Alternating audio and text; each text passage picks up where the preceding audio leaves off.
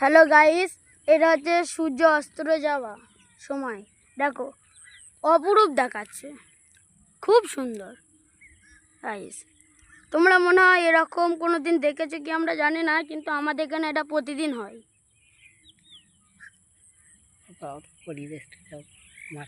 আমাদের মাঠে শুধু পরিবেশটা দেখো, কত সুন্দর পরিবেশ। দেখো এটা সন্ধ্যের দিকে, ওই দেখো পাখি উড়ছে, দেখো কি পাখি এগুলো? বাস পাখি? এগুলো হাঁস পাখি এগুলো। তো গাইস, আমরা ঠিক বুঝতে পারছি না এগুলো কি পাখি, আপনার কমেন্টে জানাবে।